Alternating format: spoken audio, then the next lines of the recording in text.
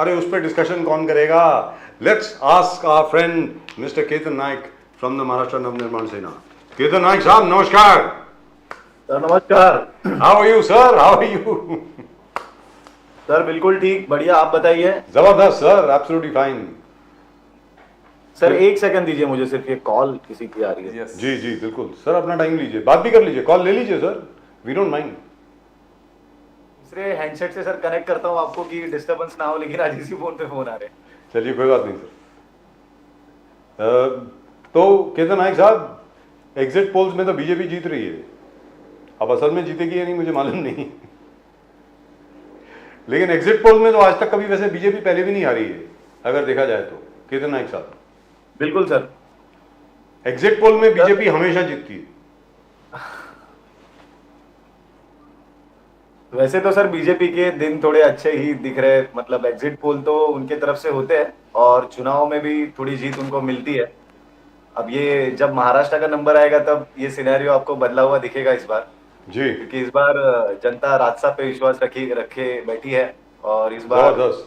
Exit poll ही नहीं तो actual पोल भी हमारी तरफ से होंगे, ये आशा रखता हूं मैं इस विषय में. फैंटास्टिक. तो सर आखिर में, सॉरी प्रदीप जी, तो आखिर में महाराष्ट्र नवनिर्माण सेना को कुछ कुछ जगह पर सड़क पे उतरना ही पड़ा कि जो लोगों ने जो बोर्ड अभी तक चेंज नहीं किए सुप्रीम कोर्ट के ऑर्डर के बावजूद और जान करके चेंज नहीं किए, मतलब ये मंशा मेरी समझ के बाहर है यार. मतलब आप रहेंगे महाराष्ट्र में, कमाएंगे महाराष्ट्र में और मराठी में अपना बोर्ड लगाने पर भी इतराएंगे. ये मंशा क्या है? अरे उठो फिर जाओ उस स्टेट में जाओ जहां पर आपका प्यार है. केतन नाइक साहब सर बहुत ही सिंपल सी बात थी. उस बात को, एक तो जो लोग ये बोर्ड नहीं लगा रहे उन्होंने अब तक इस बात को इतना लंबा खींचा, सुप्रीम कोर्ट तक मामला गया, सुप्रीम कोर्ट ने आदेश पारित किए और उसके बावजूद अगर बोर्ड नहीं लगाए जाएंगे तो सर महाराष्ट्र नवनिर्माण सेना तो चुप नहीं बैठेगी. अब सर पूरी दुनिया में कहीं पे भी आप जाओ, वहां वहां की रीजनल लैंग्वेज में बड़े अच्छे शॉप्स, बड़े मतलब जिसको आप एकदम अच्छे शॉप्स कहते हो, बड़े बड़े ब्रांड्स के शॉप कहते हो, वो वहां की लोकल लैंग्वेज में उसके साइनेजेस होते हैं. तो हमारे ही महाराष्ट्र में, मुंबई में ऐसी अड़चन व्यापारियों को क्यों आ रही है, ये विषय की सर, मतलब ये विषय समझ के बाहर हो रहा है कि आप व्यापार यहाँ पे करोगे, आप पैसे यहाँ पे कमाओगे, आप सारी चीजें यहाँ से हासिल करोगे और यहाँ की भाषा में आपको नाम लिखने में शर्म होती है. तो ये विषय सर मुझे लगता है कायदे से भी ऊपर उठ के द्वेष का विषय हो गया है कि इनको बस लगाना नहीं है, उनकी जिद है क्योंकि ये इन पे इम्पोज किया जा रहा है तो इनकी जिद, ये लोग अपनी जिद पकड़ के बैठे.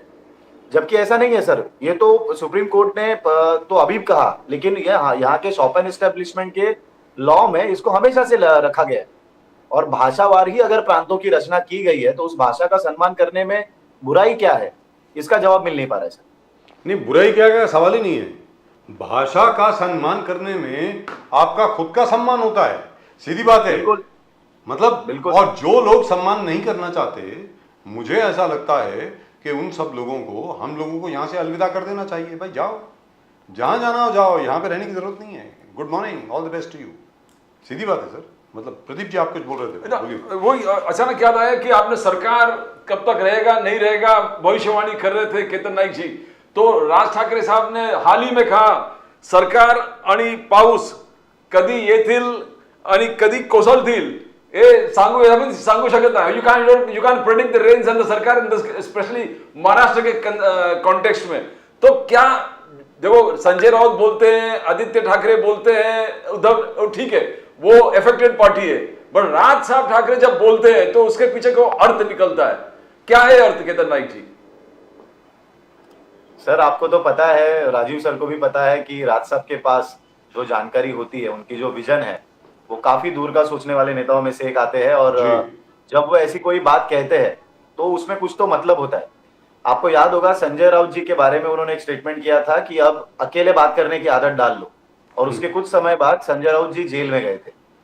तो राज साहब अगर किसी विषय पे तंज रख रहे हैं तो समझ लीजिएगा सर कुछ तो होने वाला है और कुछ तो होने जा रहा है. तो कभी कभी सुप्रिया सुले जी भी बोल रहे हैं ये सरकार पढ़ना 200 सीट है, 200 मेंबर्स है, एमएलए है इनके पास, फिर भी सरकार अस्थिर है. फिर आदित्य संजय राउत का तो रोज है, एवरी 9 बजे या 10 बजे उनका तो चालू हो जाता है, तो लोग ने उसको ले लिया कि भाई ये तो बोलता रहते हैं. बट इसके आगे गणित क्या? बिकॉज अजित पवार ने आज जो प्रकार की 200 है तो सरकार स्थिर ही है, सरकार कैसे गिरेगा, अजित पवार जी का कहना। फिर आज एनसीपी का टोटल मीटिंग हो गए, बोले हम लोग आज से नहीं 2014 से यही सोच रहे थे कि सत्ता में रह के हम लोगों को न्याय दे सकते हैं। तो ये सब देखो एक के बाद एक रिएक्शन आ रहा है। तो ये डाउट आप थोड़ा और हाईलाइट करेंगे, बिकॉज यहां अजित पवार बोल रहे हैं, एकनाथ शिंदे जी बोल रहे हैं, देवेंद्र फडणवीस जी बोल रहे हैं, उनके हिसाब से तो एकदम एवरीथिंग इज परफेक्ट, एकदम क्लियर। मतलब सीएम भी एकनाथ शिंदे जी है और मोदी जी 2024 रिपीट। केतन नाइक जी, सर वो बिन पानी की मछली जैसे तड़पती है ना, वैसे ये सारे लोग बिना सत्ता के तड़प रहे हैं। आप अगर देखेंगे तो ये जो भी लोग बात कर रहे हैं, इनको हर किसी को एक बार या उससे ज्यादा बार सत्ता में रहने का मौका मिला हुआ है। जनता से कोई लेना देना नहीं है, सिर्फ जनता के काम करने के लिए सत्ता में जाना जरूरी है। लेकिन अगर सत्ता में नहीं हो तब जनता के काम आप कैसे करते हो, ये आज तक ये पार्टियां बता नहीं पाई है। मुझे तो लगता है राष्ट्रवादी कांग्रेस अगर सत्ता में ना हो तो उनको काम ही नहीं करने आता, ऐसा उनका मतलब, उनके स्टेटमेंट से ये मतलब लिया जाना चाहिए कि अगर हम लोग सत्ता में नहीं होंगे तो हम जनता के काम ही ना कर पाएंगे। लेकिन सर हम आपके सामने हमारा महाराष्ट्र नवनिर्माण सेना का उदाहरण है कि हम लोग आज तक सत्ता में नहीं गए, लेकिन हमारे राज साहब के हमारे राज साहब के घर में जितने लोगों को जाके न्याय मिला है उतना दिखा दीजिए, इन्होंने कभी दिया है क्या? बिल्कुल नहीं दिया होगा। दत्ता दलवी को अरेस्ट किया, दत्ता दलवी अरेस्ट हो गए बिकॉज पुलिस का कहना है कि आपत्तिजनक बातें एकनाथ शिंदे जी के बारे में बोला, ये गलत है। फिर दत्ता जी दलवी का कार तोड़ा गया, उनके घर पे अटैक हो गया। तो ये प्रोसेस आपको कैसे लग रहा है? क्या फ्रीडम ऑफ स्पीच खतरे में है? बिकॉज संजय राउत जी का कहना है कि फ्रीडम ऑफ स्पीच खतरे में है, बोले कि ये, तो आप इसको कैसे देखते हो केतन नाइक जी?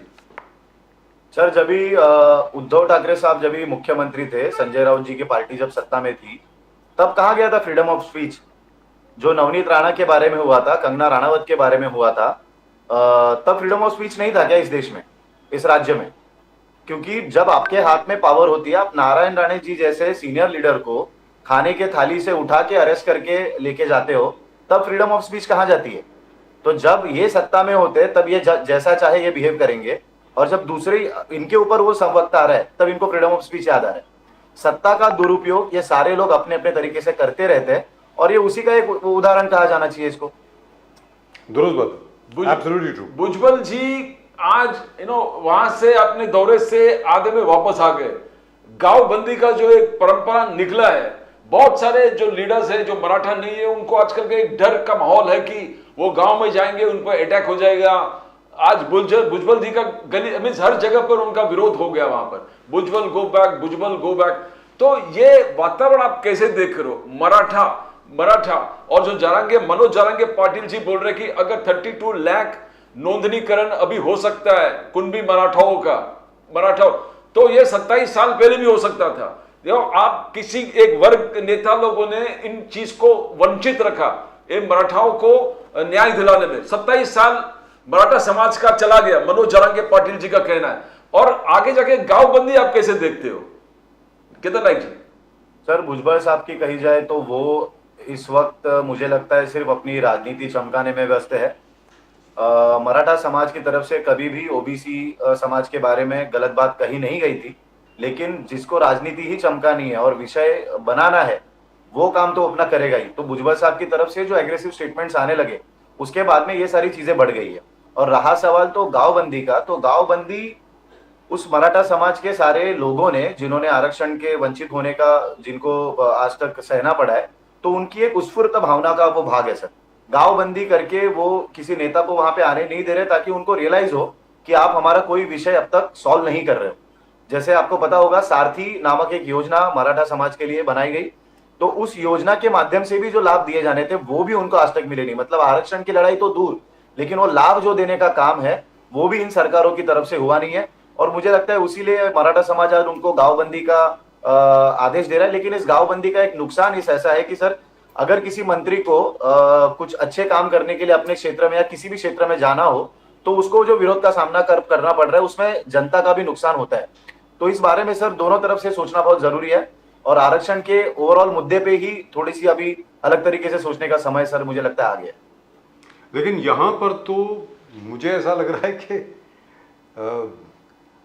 गांव बंदी से तो ये साबित हो रहा है कि जो मराठा समाज है वो बैकवर्ड नहीं है, क्योंकि मराठा समाज की तरफ से अगर ये गांव बंदी का एक हुक्म जारी हुआ और तकरीबन ज़्यादातर गांव में ये लागू हो गया, तो वो तो उनके खिलाफ जाएगा ना।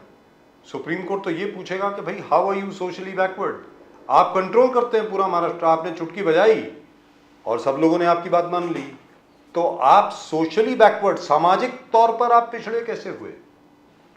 केतन नाइक जी। सर, अलग अलग राज्यों में अलग अलग कास्ट के लोगों की संख्या कम ज्यादा होती है। तो अगर मराठा समाज यहाँ पे अगर अधिक मात्रा में है, ऐसा अगर आप कहेंगे, तो सोशली बैकवर्ड होना एक अलग चीज होती है और इकोनॉमिकली बैकवर्ड होना अलग चीज होती है।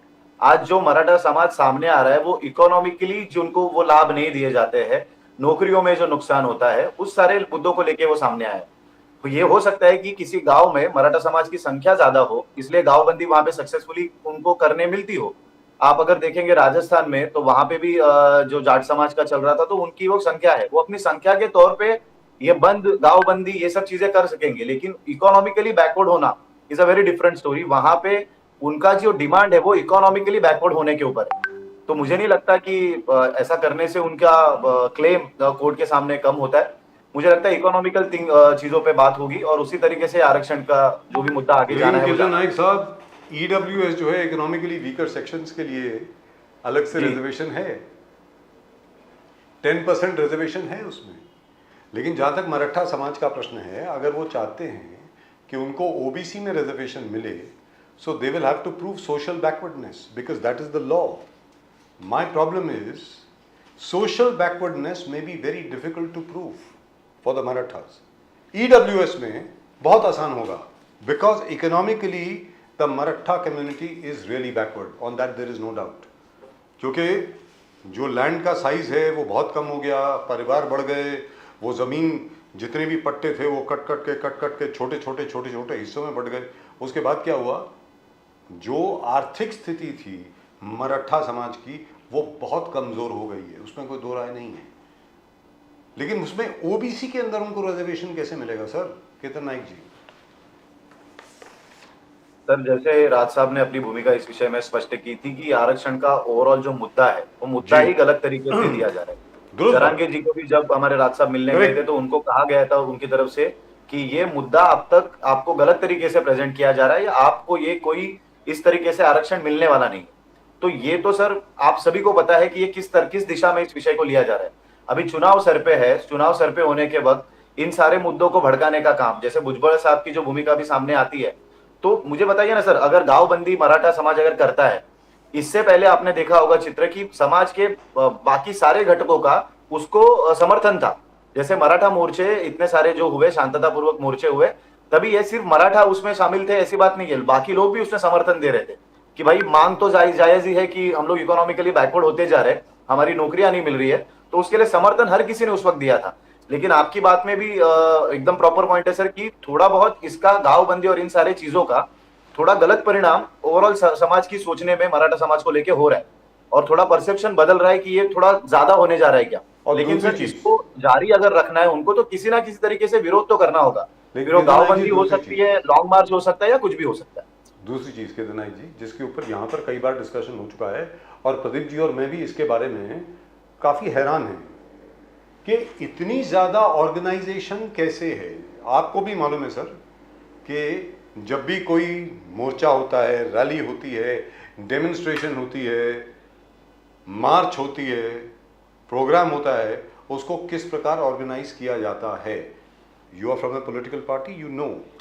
तो मनोज झरंगे पाटिल साहब के पास कौन सी ऑर्गेनाइजेशन है उनके पीछे जो उनके लिए सब कुछ ऑर्गेनाइज कर रही है? ये जरा थोड़ा सा शोध का विषय है। केतन नाइक जी। सर बिल्कुल शोध का विषय है, क्योंकि इतनी बड़ी रैलीज, इतनी बड़ी सभाएं करने के लिए फंड्स भी लगते हैं जी, उसको ऑर्गेनाइज करने के लिए, एग्जीक्यूट करने के लिए भी एक आपके पास ताकत होनी चाहिए, वो आपको लगती है। लेकिन सर इस विषय में आपने देखा होगा जो पहले मराठा मोर्चा हो रहे थे उसमें भी जो बड़ी बड़ी मार्च वहां उन मराठाओं की तरफ से किए गए, उसका भी नियोजन अगर आप देखेंगे तो वो उसी अच्छे तरीके से उन्होंने किया था। किया। तो मुझे लगता है सर, समाज में जब भावना तीव्र होती है तो समाज इकट्ठा आता है, और जब समाज इकट्ठा आता है तो लोग अपनी जेबें खाली करके उस विषय को आगे लेके जाने की कोशिश करते हैं। तो मुझे लगता है मराठा समाज पूरी तरह से इस विषय को लेके इकट्ठा तो पक्का हुआ है, और उसी माध्यम से इन चीजों को वो ऑर्गेनाइज कर रहे हैं। लेकिन संशोधन का विषय जरूर है, क्योंकि ये सस्ती बात नहीं है, बहुत ही महंगी बात है। ना आपके पास केदार नाइक जी, मराठा समाज के पास बहुत सारे नेता थे, शरद पवार साहब भी नेता है, जितने भी आपके मुख्यमंत्री बने सब मोस्टली मराठास है, मगर आज तक मनोज जरांगे पाटिल जैसे खुद का बलिदान करने वाला नेता मराठा समाज को नहीं मिला। मेरा वो कहना कि वो अपने खुद का जान का बलिदान करने को तैयार है, वो दिखा दिया, वो अपने फास्टिंग पर बैठ गए, भूख हड़ताल पर बैठ गए, जो भी है, एक सिंसियरिटी पूरे मराठा समाज को एक जागृत हो गया कि ये आदमी थोड़ा सिंसियर लग रहा है। और उनका ये सब करने के बाद जिस प्रकार से भुजबल जी ने आवाज उठाया कि 3000 से शुरू हो गया, 6000 हो गया, 9000 हो गया, अब 32 लाख कवर हो रहा है, और बच्चू कडू जी बोल रहे हैं अभी 60 लाख तक जाएंगे, तो ये सरकार भी इमीडिएटली एक्शन लेना शुरू कर दिया। पूरे हर डिस्ट्रिक्ट में इसका नोंदनीकरण होना शुरू कर दिया, कलेक्टर के ऑफिस से तो सर्टिफिकेट इशू करना।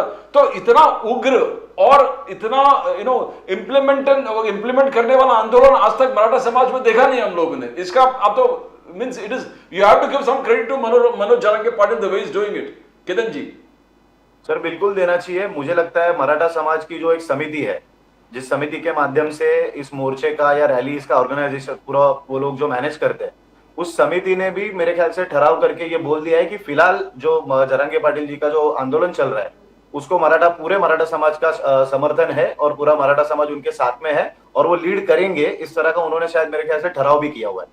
तो सर, ये जो वो लोग जिस तरीके से इसको ऑर्गेनाइज कर रहे हैं, तो जरांगे जी का उसमें मतलब उनकी बात रखना बहुत इंपॉर्टेंट है, क्योंकि उन्होंने सर पहले ही मतलब जो 2 टप्पे में उनका अगर आरक्षण हम लोग उनकी भूख हड़ताल की लड़ाई देखेंगे, तो उन्होंने सिंसियरली वहां पे हड़ताल पे वो बैठे थे। वो गलत स्टेटमेंट शुरुआती दिनों में दे नहीं रहे थे, वो किसी पे टीका कर नहीं रहे थे।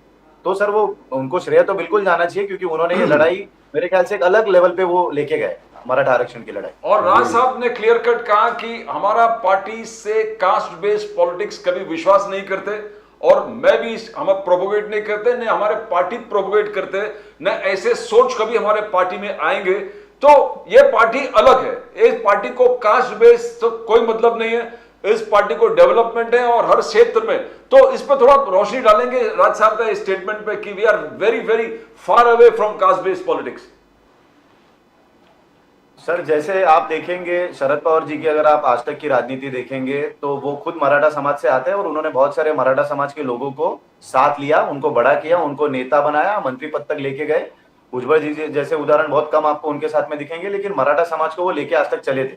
लेकिन सर, राज साहब का जो कहना है, वो किसी भी कास्ट बेस्ड पॉलिसी में वो बिलीव नहीं करते। वो उस आदमी, उस व्यक्ति की जो कार्य क्षमता है उसको महत्व देके, उसका बढ़ावा देके उसको आगे करते हैं। सर, हमारी पार्टी में आज हम जो भी आप लोगों को दिख रहे हैं, हमारा क्या बैकग्राउंड है सर? कोई बैकग्राउंड नहीं है, लेकिन हमें जो भी राज साहब की तरफ से आदेश मिला और हम लोग जो काम करते गए, उस काम के आधार पे हमारे यहाँ पे लोग नेता बने। हमारे पास बहुत ऐसे उदाहरण आपको दिखेंगे जिनका कोई भी पॉलिटिकल बैकग्राउंड नहीं था, ना उनकी कास्ट, ना कोई पॉलिटिकल बैकग्राउंड देखा गया, सिर्फ उनके काम के तौर पे उनको बढ़ावा दिया गया। तो राज साहब की राजनीति तो हमेशा कास्ट फ्री रही है, मतलब कास्ट के हिसाब से सोच के कभी उन्होंने किसी से, मुझे लगता है, संबंध नहीं बनाए होंगे, और वो हमारे पार्टी में कभी है ही नहीं सर, कभी डिस्कस भी नहीं होता। जैसे हमारा कोई सरकारी होता है, हम कभी किसी को एक दूसरे की कास्ट नहीं पूछते, हम सिर्फ इकट्ठा काम करने में। मतलब बाला साहब ठाकरे का भी इंडिविजुअल रवैया हमेशा यही होता था। उन्होंने जिंदगी में आज तक कभी किसी की जात नहीं पूछी, आज तक नहीं पूछी। उनका कहा अच्छा यहां से लड़ेगा तू लड़, कोई बात नहीं। आई have seen it my self, मैंने तो खुद देखा है उनको, कि आज तक उन्होंने ये नहीं देखा कि इस कॉन्स्टिट्यूंसी में कास्ट कम्बिनेशन क्या है, कास्ट का कितना रेशियो है, कौन कितने, सीकेपी कितने हैं, सारस्वत ब्राह्मण कितने हैं, ये कितने, वो आज तक कभी पूछा ही नहीं। अच्छा लड़ेगा ना यहाँ से, जीत गया, चल जा, दिया तेरे को। I have seen it myself. I think Raj Sahab has inherited that. वो असली उत्तराधिकारी, मैं बार बार ये बोलता हूँ और सबके सामने बोलता हूँ, और कब से बोल रहा हूँ, जब से राज ठाकरे साहब अलग हुए हैं, कि असली उत्तराधिकारी बाला साहब ठाकरे के राज ठाकरे साहब हैं, ऐसा मैं बोलता हूँ। आप क्या बोलते हैं इसके बारे में, वो आप बताएंगे, बताएं केतन नाइक साहब। सर बिल्कुल, ये तो मराठी समाज और महाराष्ट्र पूरी तरह अच्छे से जानता है कि बाला साहब ठाकरे जी के असली उत्तराधिकारी कौन है। ये मुझे बताने की आवश्यकता ही नहीं है। अब आप कास्ट की बात कर रहे थे, उसमें मैं थोड़ा सा ऐड करना चाहूंगा सर। एक बार राज साहब ने कही थी एक बात कि कास्ट होनी अगर चाहिए तो वो खाद्य संस्कृति में होनी चाहिए। जैसे हमारी दादी या हमारी माँ जो कास्ट से वो आते हैं, तो हर कास्ट का अपना एक फूड कल्चर होता है। तो फूड कल्चर मेंटेन रहे उसमें कास्ट चल जाएगी, लेकिन आपके डेली व्यवहार में और एक दूसरे से रिलेशनशिप रखने में अगर कास्ट आती है तो वो तो गलत ही है सर। और यही बाला साहब का भी सोचना था और यही मेरे को लगता है अभी राज साहब का सोचना है।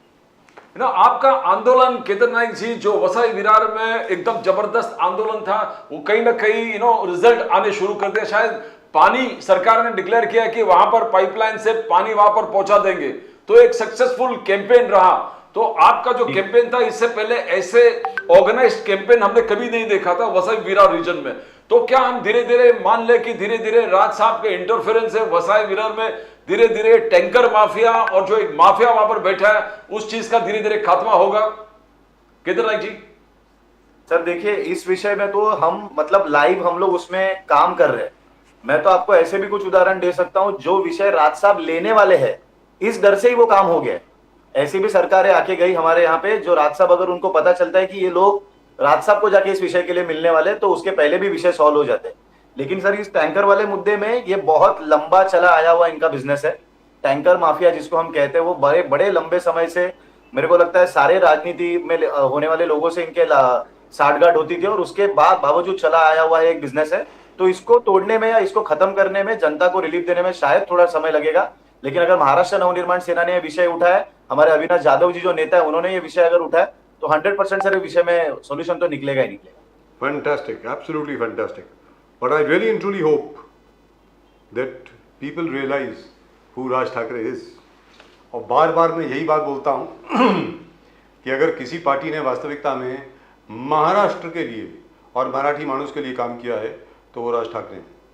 मैं उम्मीद करता हूँ कि लोगों को भी ये बात समझ में आ जाएगी और अगली बार जब चुनाव होगा और महाराष्ट्र में जब चुनाव के रिजल्ट आएंगे तो केतन नाइक जी हमारे साथ होंगे और वो मंत्री होंगे। केतन नाइक जी सर आप तो जानते ही हैं, आप राज साहब को बहुत नजदीक से जानते हैं। अभी ये जो मराठी पार्टी का मैं आपको उदाहरण देता हूँ, ये आंदोलन हम कब से कर रहे हैं ये सारे पूरे देश को पता है। महाराष्ट्र नवनिर्माण सेना ने इस विषय को जब से लिया तब से लेके आज तक उस विषय में महाराष्ट्र नवनिर्माण सेना काम करती आई है। आज सुप्रीम कोर्ट ने उसमें आदेश देने के बावजूद ये जो लोग नहीं कर रहे, उसके खिलाफ भी महाराष्ट्र नवनिर्माण सेना के कार्यकर्ता, हमारे महाराष्ट्र सैनिक रास्ते पे उतर रहे। बीच में उद्धव जी ठाकरे साहब का एक स्टेटमेंट आया है और उन्होंने कहा कि ये विषय हम बहुत समय से उसको चला रहे थे करके। तो सर वो मराठी में कहावत है, आयता पिठावरती रेगोटा मारने, तो वो उसी तरह का काम इन सब की तरफ से किया जाता है। मराठी समाज और महाराष्ट्र पूरी तरह जानता है कि मनसे की वजह से आज तक किन किन चीजों में रिजल्ट लगा है और किन किन चीजों में मन से रिजल्ट लगाने की क्षमता रखती है। तो आने वाले समय में सर ये मराठी साइनेजेस और जीत के साथ ही हम आपके सामने बैठेंगे। सर मराठी साइनेजेस में, मराठी में भी, मराठी भाषा में भी हर शॉप एंड एस्टेब्लिशमेंट में बोर्ड होना चाहिए मराठी भाषा में भी। इसमें सिर्फ और सिर्फ एमएनएस है और कोई नहीं है, कोई नहीं है। और ये अभी कहना बिल्कुल गलत होगा। It will be an absolute lie. I don't think anybody will take it even seriously. कोई सीरियसली लेगा भी नहीं। और अगर उद्धव जी ने ये बात कही है और किसने उनको एडवाइस किया होगा मुझे मालूम नहीं है, उद्धव जी को अपने शब्द वापस ले लेने चाहिए। In fact Uddhav ji should congratulate his younger brother and the MNS. उनको, बल्कि मेरी समझ में उनको कंग्रेचुलेट करना चाहिए राज ठाकरे साहब को और एमएनएस को। Very frankly, after all of you, उतना बड़ा दिल होना चाहिए ना सर। उम्मीद पे दुनिया कायम है। हम उम्मीद करते हैं कि उद्धव जी भी बहुत बड़ा दिल दिखाएंगे। ऐसी क्या बात है। Ketan Naik ji, always a pleasure talking to you. Thank you very much and lovely to see you again looking so bright and nice. Keep looking like that. आज आप ये बात मत करिए क्योंकि आज बॉलीवुड में एंट्री लेने का आपका समय दिख रहा है। करेक्ट सर, दाढ़ी निकल गई तो बहुत बॉलीवुड में एंट्री, क्या बात कर रहे हैं। ये तो पुरानी लुक में आ गए ना। ये सब लोगों ने बगावत कर दी, कि भैया ये दाढ़ी निकालिए, ये क्या है, बाबा बन गए। मैंने कहा ठीक है, निकाल लेते हैं। चलिए, thank you so much sir. बहुत अच्छे लग रहे हैं सर, धन्यवाद। Thank you very much. Thank you very much. जय महाराष्ट्र। Thank you. धन्यवाद। But the MNS they've succeeded. They are My working God. very hard, sir. And these young leaders are really giving them that push that they require, the thrust that they require. And not only that, Jabardast. they've succeeded, Pradeep ji. Bilkul, sir. They've put the water mafia under pressure, tanker Yes, mafia yes, under yes, pressure yes. in Vasai Virar. लेकिन जो Ketan Naik ji ने कहा, let me tell you this, I really have great respect for that young man. He is not bouncing around with, you know, unbridled enthusiasm. As he says, ये water tanker mafia पता नहीं कितने सालों से 50-60 सालों से चल रहा है और हर पॉलिटिकल पार्टी में इनके बहुत बड़े बड़े तार हैं साहब, बहुत कनेक्शन हैं इनके, Exactly. तो बड़ा टाइम लगेगा, वक्त लगेगा, but I'm very glad to see at least somebody is taking them on and very good. And frankly, only he can take on them. There's nobody else who can take on the entire group from Vasai Virar. Impossible. Absolutely. You need to have the political will and the sacrifice. Right.